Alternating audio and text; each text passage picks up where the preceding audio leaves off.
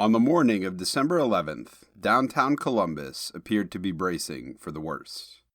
Many of its businesses were closed and boarded up. It appeared that downtown had closed down in preparation for the Goodson protests. Further investigation proves this is not the case. Some businesses left the boards up in their windows following the November election in anticipation of coming political protests. Other businesses were closed and boarded up, victims of the still raging COVID-19 pandemic.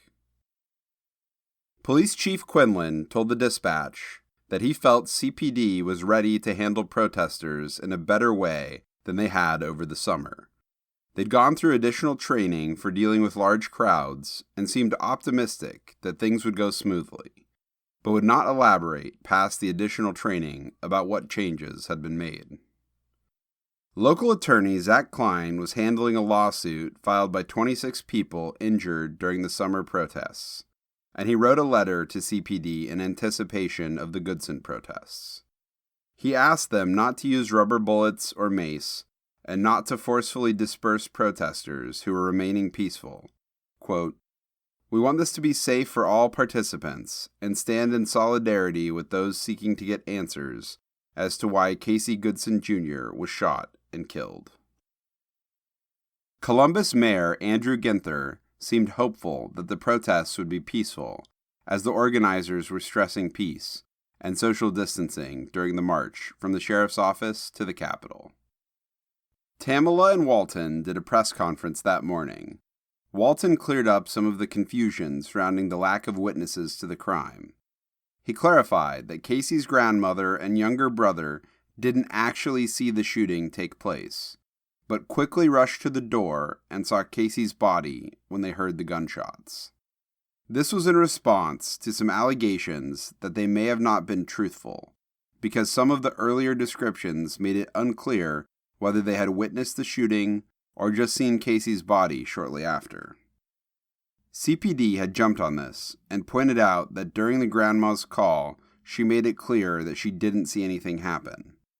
So the media spun this as Tamala possibly lying about having witnesses. That same morning, Columbus law enforcement and representatives spoke to the media as well. Mayor Ginther publicly reprimanded Peter Tobin for making comments on the day of the shooting and calling it justified. Ginther said, quote, "In the week since the shooting death of Casey Goodson Jr., I have heard over and over that statements made last Friday indicated the outcome of the investigation was predetermined. That is not the case. U.S. Marshal Tobin said that it appeared the shooting was justified. He was wrong to make a statement, and his words were inappropriate, uninformed, and damaged the public's trust in the investigation. The Columbus Division of Police, the U.S. Department of Justice, and the FBI are committed to following the evidence, getting to the truth, and providing answers to Mr. Goodson's family and the community." Tobin quickly followed this with a public statement acknowledging that his earlier comments had been out of line. He said that he'd been working with the information he had been given, but, quote, "It was premature for me to provide any opinion, conclusion, or other information about the facts of the incident." Tobin also clarified that although Meade had been working with the U.S. Marshals, he was actually a SWAT deputy with the local sheriff's office, and at the time of the shooting, he hadn't been working under any orders given by the Marshals. At the time of the shooting, he had been, quote, "acting on his own and in his independent authority as a Franklin County Sheriff's deputy within his home jurisdiction when he encountered Mr. Goodson, and throughout the subsequent incident leading to Mr. Goodson's death." The Fraternal Order of Police were working to defend Meade at this time, and wrote that, quote, "Many individuals are making claims to the media that the allegation that Mr. Goodson was pointing a gun is untrue. CPD has repeatedly asked for any witnesses to contact them. If anyone has some evidence that disputes this assertion, that evidence needs to be provided to the CIRT and federal investigators."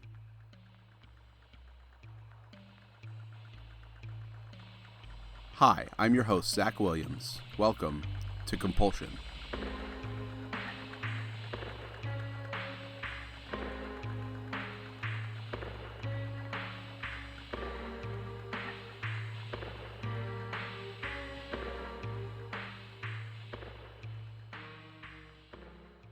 Following this flurry of press conferences from everyone involved, the protests started around 6 p.m. The protesters gathered outside the Franklin County Government Center with a crowd of over 100 people showing up. Kiara Yakita had organized the protests and said, quote, "We are coming together, uniting across multiple organizations to take a united stand for Casey Goodson Jr. This young, beautiful, ambitious, intelligent, loyal, proud, inspirational, loving, empathetic 23-year-old boy was taken from us recklessly and disgustingly. At this point, no one can deny there is a problem. The chief of police, as much as he likes to, can no longer deny there is a problem. We are here to tell them not one more name, not one more." Around 200 more people showed up in the next half hour. Joyce Beatty took a turn addressing the crowd and said, quote, "No matter what our differences have been, tonight has to be the end. We can't talk about what we didn't do, what we should have done, because we all could have done more. But what we do know is Casey's name should be the last name." Soon after, the crowd began to march through downtown Columbus. They stopped at the State House. Tamala spoke with the crowd and said, quote, "We need to learn how to love again. Love brings unity. That's the only thing I will accept in the name of my son." December 12th brought about a second march during the early afternoon. Tamala once again urged the crowd to stay peaceful. She said, quote, "We riot, they blow it up and say, 'Oh, look at the ignorance.' If we march in unity, we march in peace. We chant the names of our loved ones who have been taken from us senselessly by these so-called cops, who are really cowards. Then we will get the justice that we seek. So I'm asking you all, please, let's do this in peace." The crowd remained peaceful and demonstrated outside of the State House. Rally organizers handed out Subway sandwiches to the crowd so they could show the media how easy it should be to distinguish between a gun. The papers interviewed locals who told them they were marching not only for justice for Casey, but for all black people killed by police. Some made a point to mention white people are killed as well, albeit less often, and abuse of power by the police is really something that everyone should be worried about and trying to change. Others told reporters that they were marching for their sons. Local mother Dahlia Davis said she's been afraid for her son's safety since he grew into a young teenager. Quote, "He's the kindest, sweetest, most gentle person you'll meet, but some people see him as a threat just because of the color of his skin."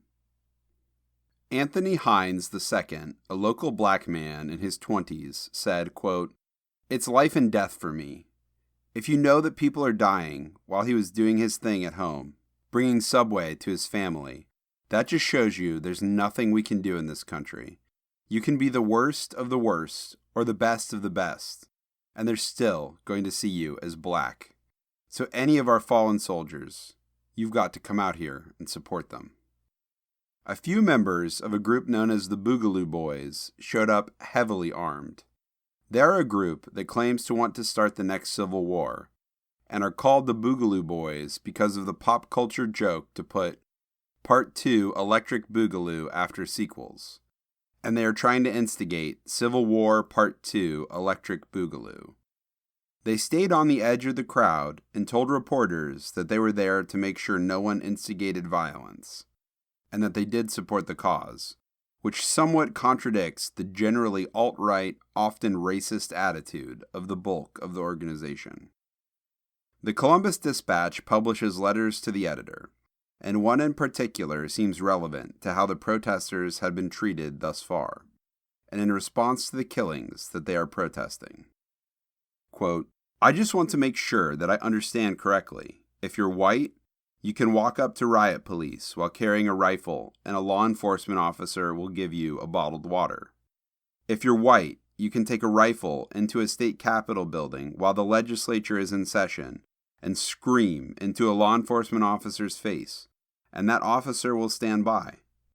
If you're white and gun down 9 churchgoers during a religious service, you will be captured alive, and a law enforcement officer will make sure you're provided food shortly after your arrest, so that your legal rights to not be deprived of food while in custody won't be violated. If you're black, and it looks like you might be armed, even if you have a license to carry the weapon, a law enforcement officer can decide you're a possible threat and shoot you. Is that how it works? Anthony Polletta, Upper Arlington. Later that same day, Sheriff Baldwin responded to Peter Tobin's remarks that Meade had been operating under the authority of the sheriff's office. He said he was absolutely not aware that was the case, and that Meade had been working with the U.S. Marshals as far as he was concerned. He said, quote, "It's been 8 days. If that was the correct decision 8 days ago, I should have been informed." And went on to say that if he'd known that Meade was technically considered as operating under his jurisdiction, he certainly would have called the BCI right away. This seems to imply that the only reason BCI was not called was because law enforcement were unsure of what jurisdiction Meade was operating under, which should have been even more reason to call BCI, as they are impartial, no matter what. On December 15th, the Franklin County Board of Commissioners approved the budget to get all of the Franklin County Sheriff's Department equipped with body cameras by the end of 2021. This had been in the works for a while, but was expedited because of Casey's death. The next day, on December 16th, the U.S. Attorney for the Southern District of Ohio released a statement about the ongoing investigation into Casey Goodson's death. They emphasized that several different law enforcement agencies were working the case, both at a federal and state level. The statement put forth by David DeVillers ended with, quote, "Our goal is to conduct a thorough and accurate investigation without compromising the integrity and legitimacy of the investigation. This means we must balance the public's interest in the investigation with a potential defendant's right to a fair trial. Disclosing information prematurely or releasing potentially challenged evidence could severely jeopardize the investigation and any possible prosecution. I met with the family of Mr. Goodson last week, and I explained this delicate and critical balance. Mr. Goodson's family made it clear that they are putting their trust in us to discharge our responsibilities fully and fairly. We intend to do everything in our power to honor that trust." By December 17th, DeVillers was officially leading the investigation, but all agencies were working together. Local papers reported on FBI agents processing and photographing the Goodson family home and surrounding area, and local politicians continued to speak out on the case. Joyce Beatty said in a letter that, quote, "Although a routine reality when black in America, Mr. Goodson's murderer was one of the very individuals who swore to protect and serve him and his family. She called for change to police operations, and Meade's attorney released a statement cautioning anyone from jumping to conclusions in response, reminding the public that everyone has the right to a fair trial." On December 18th, Mayor Ginther announced that the city of Columbus was moving forward to put a civilian review board in place to help review the actions of CPD. Ginther said that 9 board members were to be nominated and chosen to serve 3-year terms, but many aspects of the review board remained unclear. On December 22nd, Casey's family announced that they would have a small, private ceremony for Casey the next day. They did not release the details of where the service was to be held, as they wanted to keep the media out. Just hours after Casey's family's announcement, news broke that another unarmed black man had been killed in a police shooting in Columbus. Per policy, both his name and the officer's name were withheld from the press for the first day, so that family members could be notified. But the officer was wearing a body cam, and the next day, details were quick to emerge. The officer had been responding to a non-emergency call and had shot the man several times unprompted. Then, numerous officers failed to render first aid to the man, who died after being left to bleed out on the ground.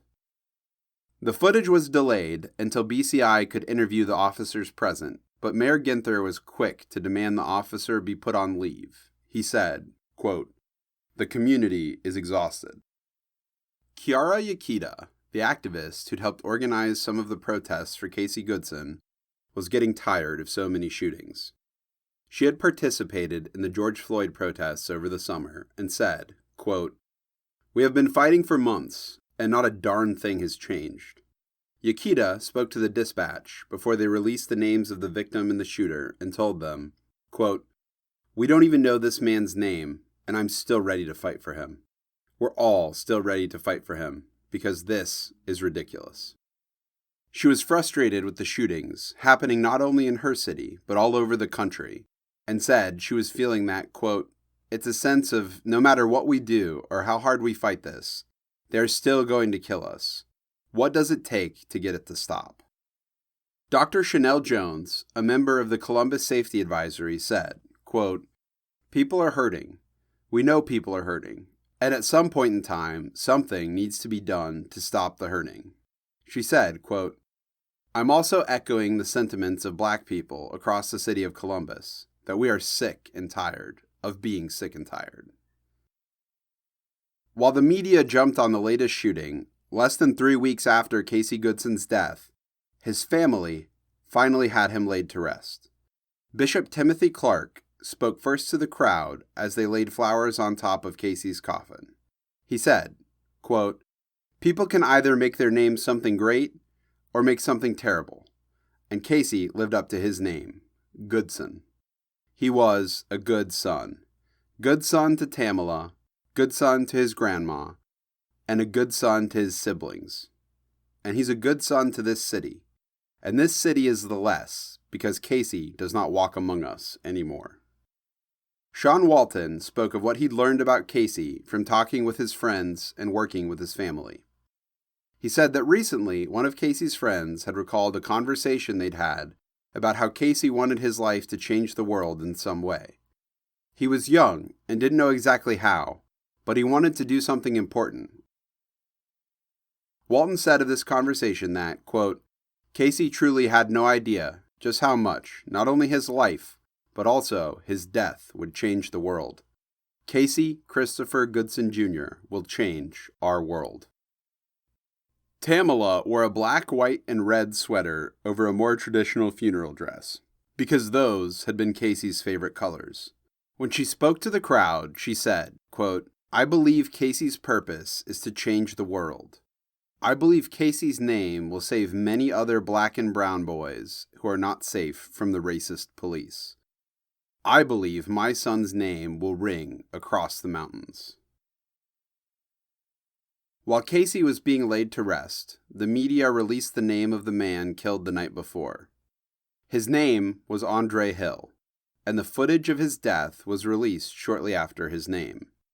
This footage is readily available online, not because the officer who shot him turned on his camera before the shooting, but because the camera contained a look-back feature that automatically records, and if the camera is turned on, saves the previous 60 seconds of video.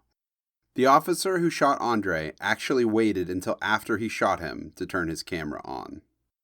On the tape, we see in silence for the first minute as Officer Adam Coy and his partner park outside of an open garage in Columbus at night. They walk up to the garage, and Andre Hill walks out slowly. He's clearly holding his phone in his left hand, but his right hand is by his side. Within seconds of seeing him, Adam Coy shoots. Then the audio begins, as Coy finally decided to turn his camera on after he shot Hill.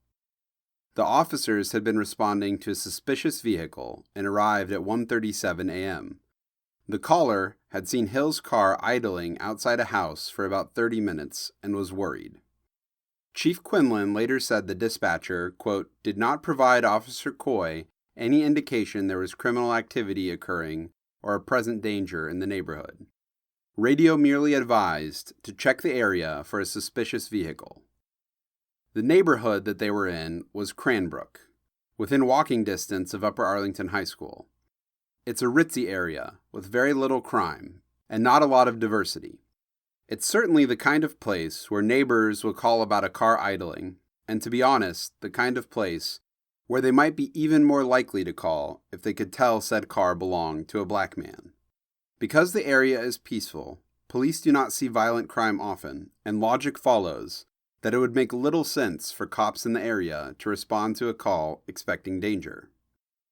After the initial gunshots, Coy and his partner approach Andre, and Coy yells, quote, "Put your fucking hands off to the side.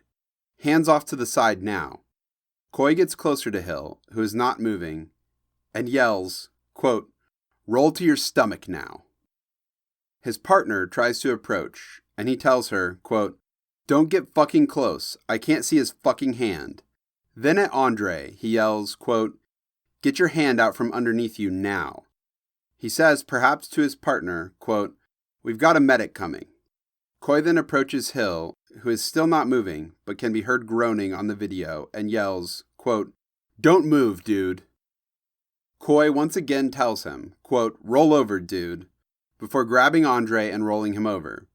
Neither he nor his partner administer first aid, and around 3 minutes into the video, other sirens can be heard in the background.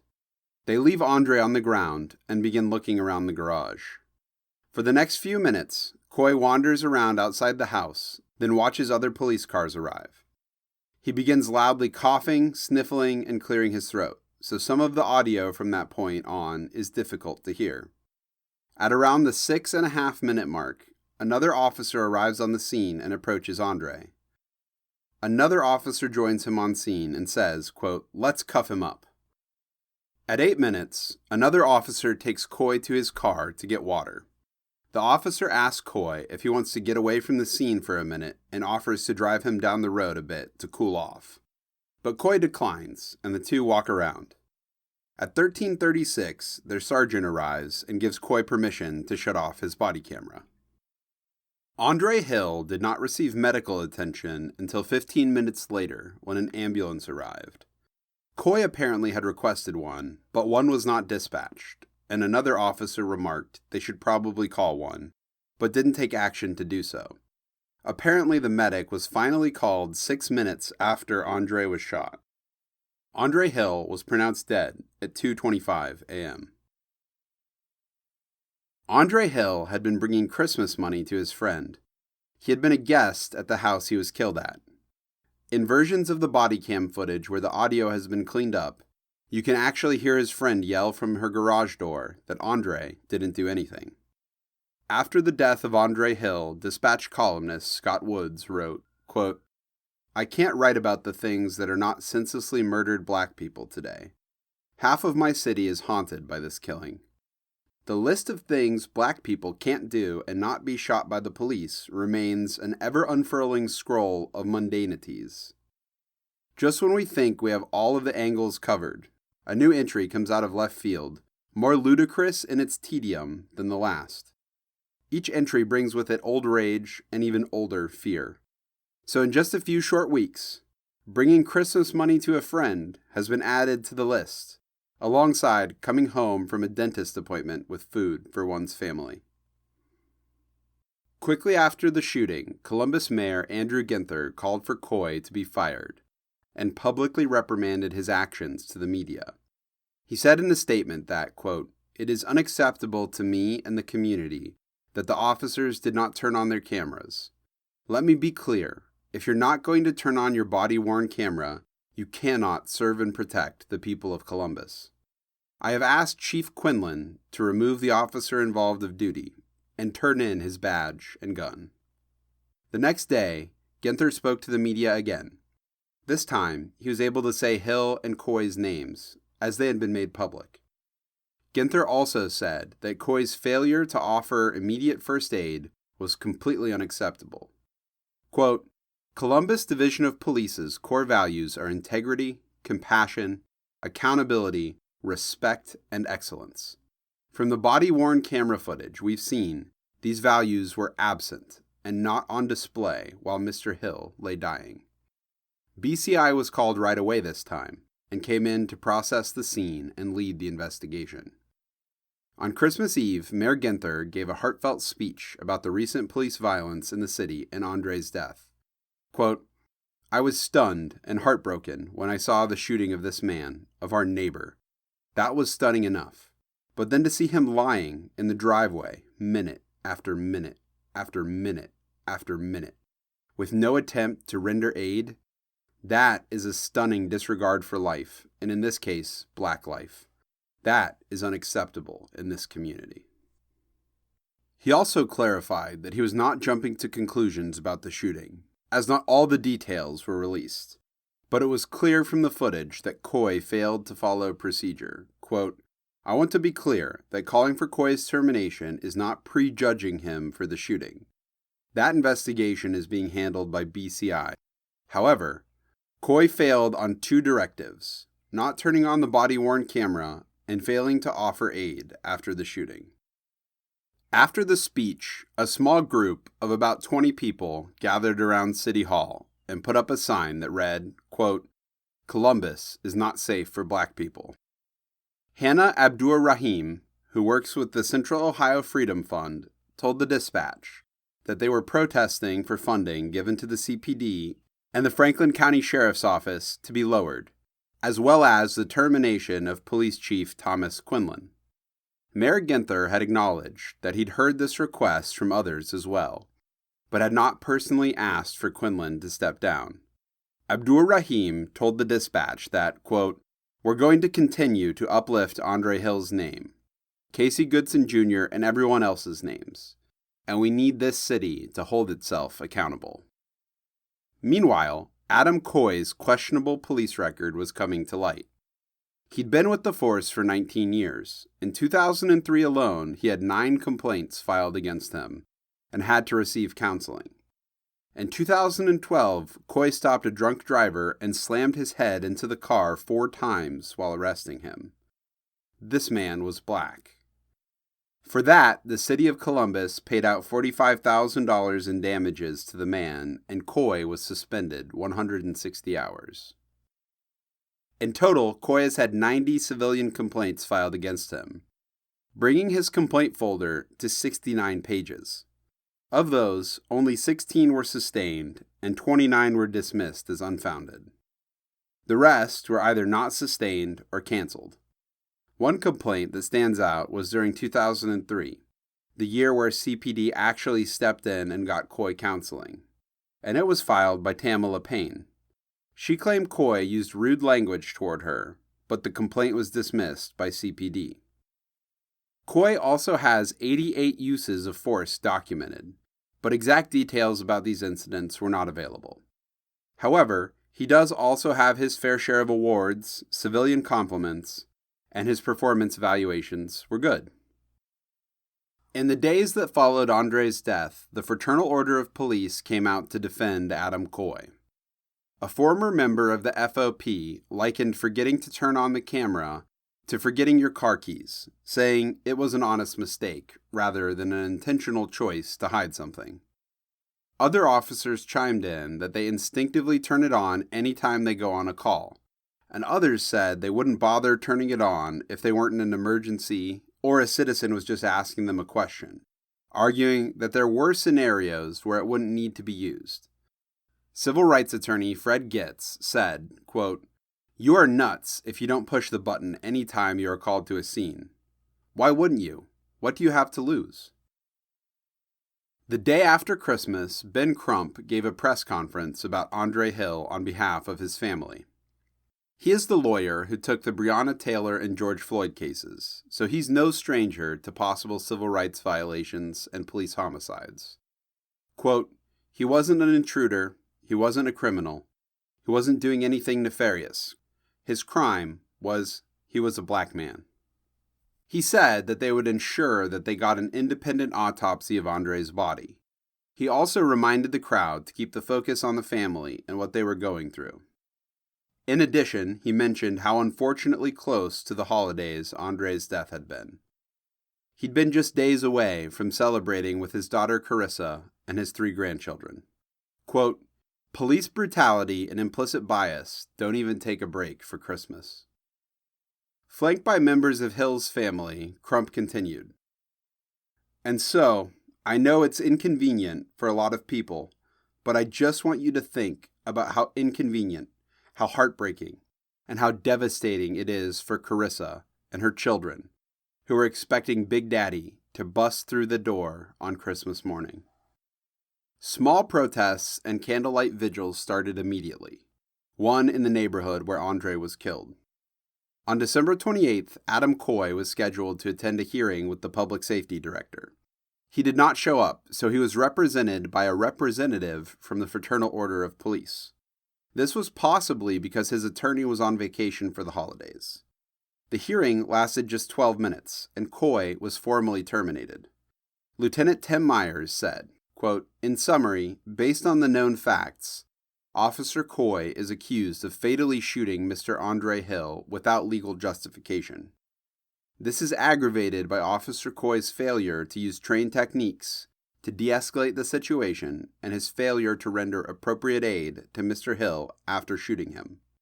Moreover, Officer Coy did not activate his body-worn camera until after the shooting. This violated Division of Police policy and deprived us of critical evidence in this case." Meanwhile, more information about Jason Meade was coming to light, as the media dug through his professional record. The explicit reason he was on the no contact with inmates list was not available to the public, but he'd been placed on it by Chief Deputy Mark Barrett from 2007 through 2011, and when he was taken off the list, Barrett wrote that he hoped that Meade had spent the time to, quote, "reflect upon the actions that caused you to be in this status." Meade was also relaxed about search warrants, sometimes not preparing them properly, or at all, and was occasionally insubordinate in certain assignments, getting into trouble with supervisors, though his supervisors were not always up to par either. There were 2 years on record where supervisors just didn't file any kind of evaluation on Meade, even though they're meant to be yearly. In one of her first interviews, Tamala talked about her theory that perhaps the reason Casey was killed was because Jason Meade was, quote, "fired up" after the failed search and wanted to hurt someone. With Meade avoiding the spotlight or any interviews, the media still didn't really know a lot about him, and it was difficult to decide if he could potentially be the kind of person who reveled in violence. Most of what we know about Meade up to that point came from an NBC article that had been published on December 10th. In that article, NBC had discovered a 2018 video published by the Franklin County Sheriff's Office. The video has since been deleted, but many of the quotes and snippets were cataloged in that article. It had been titled "Connecting with the Community." It was a video designed to humanize local law enforcement, and it went into Meade's background and career. He'd been deployed in the military in 2005 and had been raised in Kentucky. His father was a pastor, and religion was important to Meade. He was a family man with a wife and 2 children. He'd actually started preaching after he returned home from his deployment in 2005. "I surrendered to the call and have been preaching ever since." His record had a few blemishes, including an officer-involved shooting in 2018. But he was one of many officers involved, and in 2019, he failed to notify a supervisor that he'd used a taser on a suspect. So he'd gotten in trouble a few times, but his record wasn't too bad. On December 29th, the Dispatch released an article in response to Jason Meade's preaching career. They went more in depth about the lost community outreach video and had uncovered that at least one video of his sermons from 2018 had been available on YouTube. It was of a sermon at the Rosedale Free Will Baptist Church in Madison County. The 2 videos combined create a somewhat disturbing picture of who Jason Meade was. In his community outreach video, Jason Meade said that, quote, "Every now and then you have to actually use force. We don't go around looking for it because we don't have to. Plenty of people out there will give you that opportunity. There is release in our job that, righteously, we can actually have a use of force." In his community outreach video, Meade joked that his son tells people that he shoots bad guys for a living, then jokingly told the cameras, quote, "That's not what we do." But during his sermon, he said, quote, "I work for the sheriff's office. I hunt people. It's a great job. I love it," as the crowd laughs. For the community video, he said, quote, "Everything I do on a daily basis is complemented by the Word of God, my service to people." And he talked about following the call of God and being close with Jesus. But when he was preaching to his own congregation, he went into more detail about his career. and just how he follows the Word of God. He talked about how he always throws the first punch, and because of that, he's never been hit by a suspect. He always assumes that they will hit him and resorts to violence rather than only use it as a defense mechanism. When he told the crowd this, he said, quote, "Don't look up here like police brutality. People I hit, you wish you could hit. Trust me." He also discussed the brotherhood he shares with his fellow law enforcement, saying, quote, "One of my SWAT guys throws a punch, I gotta throw one in too. It's the truth. We have this little saying, hey, if you're going to get into trouble, I'm going to get in trouble too. You get days off, I get days off too. We'll make a vacation of it," which makes it look like he may have just treated his 2018 suspension as a fun vacation. Those fighting for justice for Casey went to Meade's former church to protest, and Meade's associate pastor, Paul Moore, spoke with the protesters, later saying, quote, "I tried to handle it the best I could. We love people. We love those folks. I told them that. We don't want confrontation." He asked people not to prejudge Meade and told the media that as far as he was concerned, Meade was a family man who followed Scripture faithfully. Quote, "He has a love for people. It's the reason he does what he does. He has a desire to serve the community and make the world a better, safer place. He has a heart full of love." Meade's colleagues, the few who spoke to the media, said he was a good man who had never given them any indication to believe that he held racist beliefs. Meade's father, who sometimes preaches at the same church, asked people not to talk bad about Meade during a Christmas sermon before the investigation was concluded.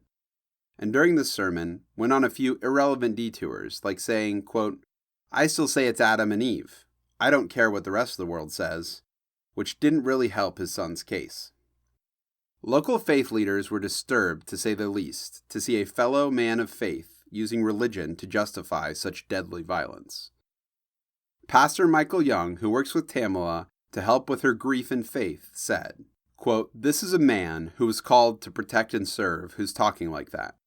He's using the platform of the pulpit to teach and preach things that are contrary to Scripture."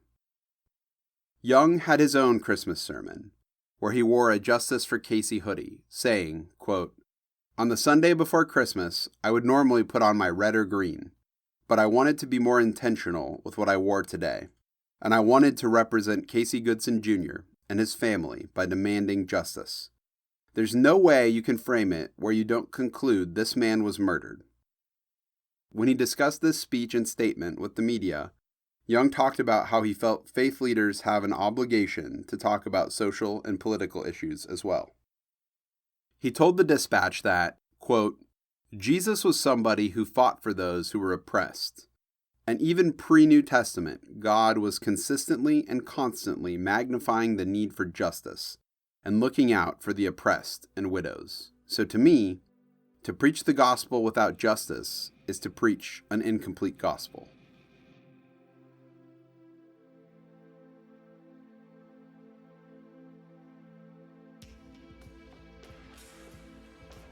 Music is provided by Hexsystem.